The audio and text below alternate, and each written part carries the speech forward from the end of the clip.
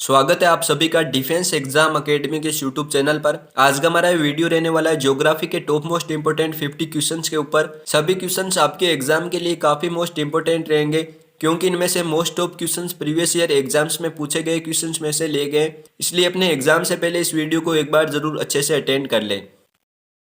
तो चलिए शुरुआत करते हैं क्वेश्चन नंबर फर्स्ट के साथ।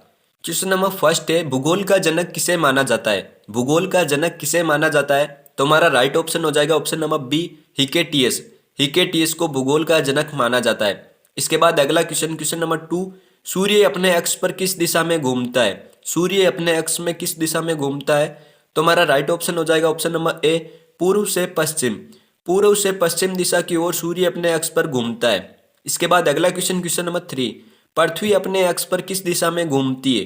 पृथ्वी अपने अक्ष पर किस दिशा में घूमती है? तो हमारा राइट ऑप्शन हो जाएगा ऑप्शन नंबर सी, पश्चिम से पूर्व।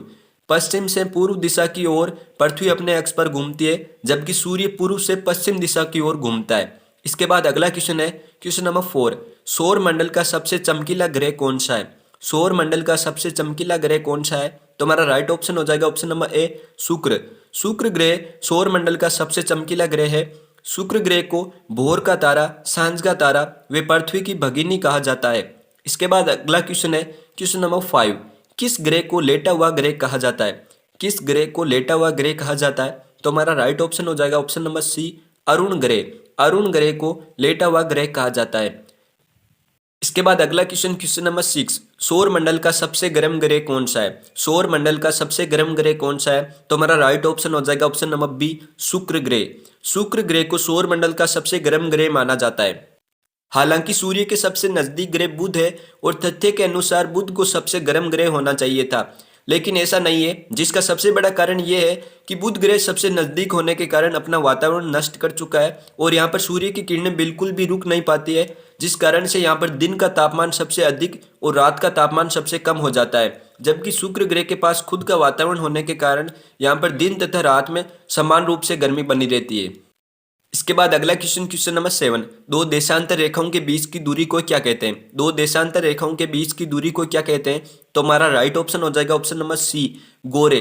दो देशांतर रेखाओं के बीच की दूरी को गोरे कहा जाता है। इसके बाद अगला क्वेश्चन, क्वेश्चन नंबर 8, एशिया तथा यूरोप महाद्वीप को अलग करने वाला पर्वत कौन सा है?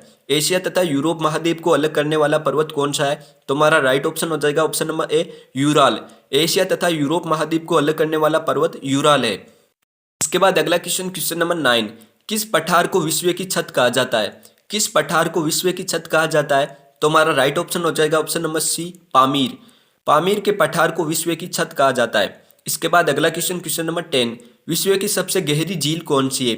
विश्व की सबसे गहरी झील कौन सी है? तो हमारा राइट ऑप्शन हो जाएगा ऑप्शन नंबर बी, बेकाल झील। बेकाल झील को विश्व की सबसे गहरी झील माना जाता है।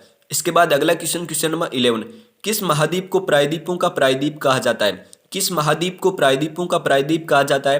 तो हमारा राइट ऑप्शन हो जाएगा option number A, Europe. Europe महाद्वीप को प्रायद्वीपों का प्रायद्वीप कहा जाता है।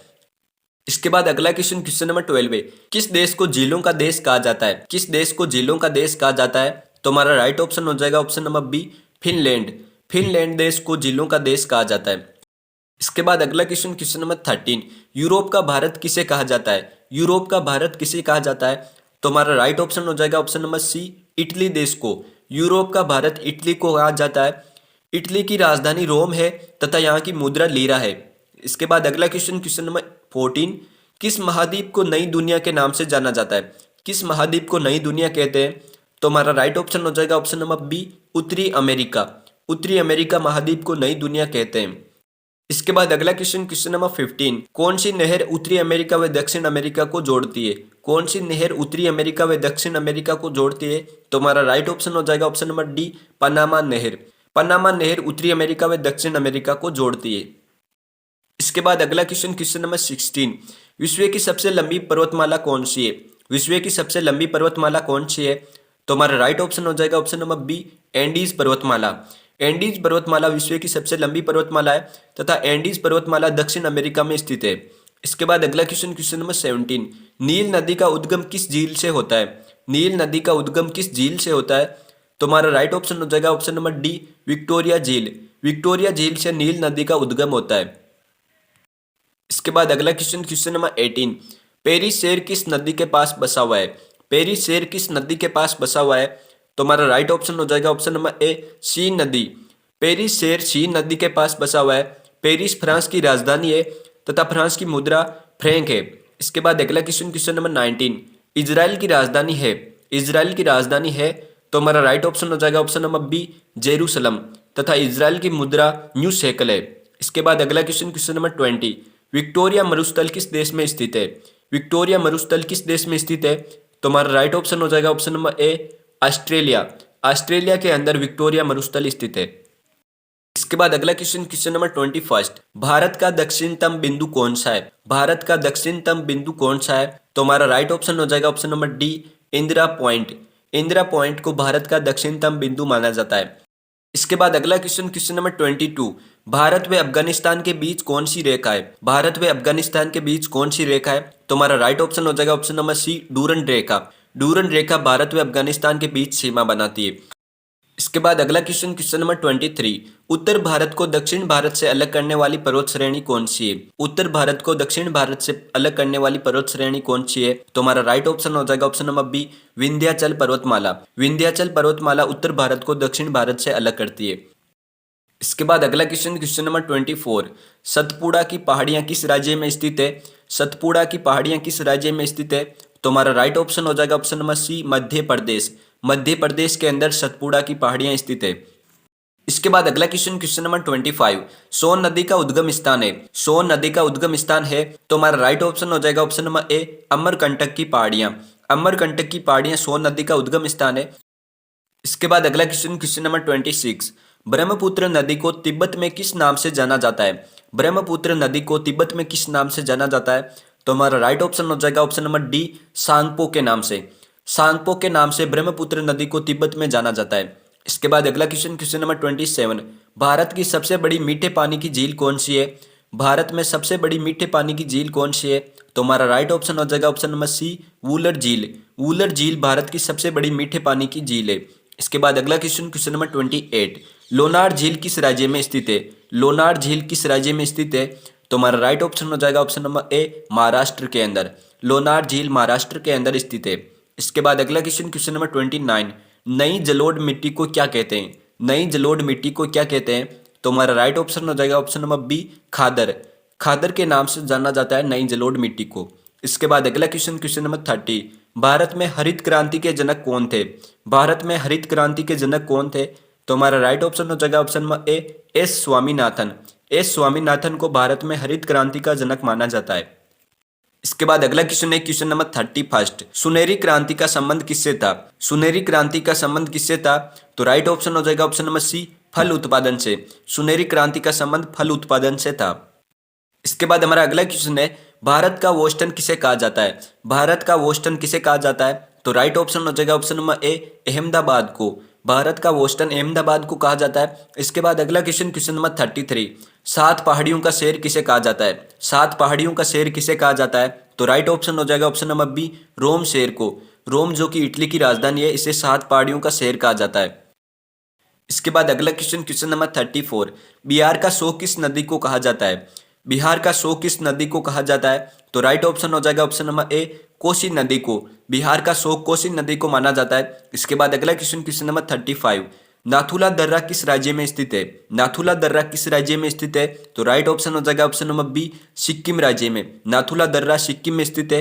इसके बाद अगला क्वेश्चन, क्वेश्चन नंबर 36, रोहतांग दर्रा किस राज्य में स्थित है? रोहतांग दर्रा किस राज्य में स्थित है? तो राइट ऑप्शन हो जाएगा option number B, Himachal Pradesh के अंदर। रोहतांग दर्रा हिमाचल प्रदेश के अंदर स्थित है। इसके बाद नेक्स्ट क्वेश्चन, क्वेश्चन नंबर 37, कर्क रेखा निम्न में से किस राज्य से होकर नहीं गुजरती है? कर्क रेखा निम्न में से किस राज्य से होकर नहीं गुजरती है? तो राइट ऑप्शन हो जाएगा option number D, Andhra Pradesh से।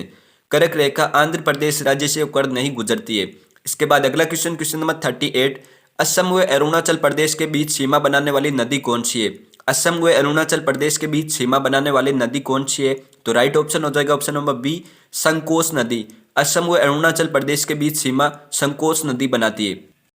इसके बाद अगला क्वेश्चन है, किस महाद्वीप को अंध महाद्वीप के नाम से जाना जाता है? किस महाद्वीप को अंध महाद्वीप के नाम से जाना जाता है? तो राइट ऑप्शन हो जाएगा ऑप्शन नंबर बी, अफ्रीका महाद्वीप को। अफ्रीका महाद्वीप को अंध महाद्वीप के नाम से जाना जाता है। इसके बाद अगला क्वेश्चन, क्वेश्चन नंबर 40, वायुमंडल की सबसे निचली परत को क्या कहा जाता है? वायुमंडल की सबसे निचली परत को क्या कहा जाता है? तो राइट ऑप्शन हो जाएगा ऑप्शन नंबर ए, शोभ मंडल। शोभ मंडल वायुमंडल की सबसे निचली परत होती है।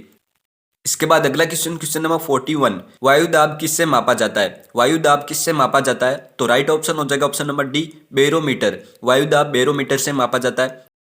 इसके बाद अगला क्वेश्चन, क्वेश्चन नंबर 42, पृथ्वी के ऊपरी भाग को क्या कहते हैं? पृथ्वी के ऊपरी भाग को क्या कहते हैं? तो राइट ऑप्शन हो जाएगा ऑप्शन नंबर बी, भूपर्पटी।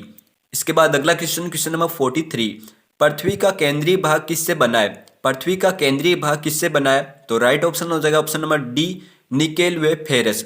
निकेल व फेरस से बना होता है पृथ्वी का केंद्रीय भाग।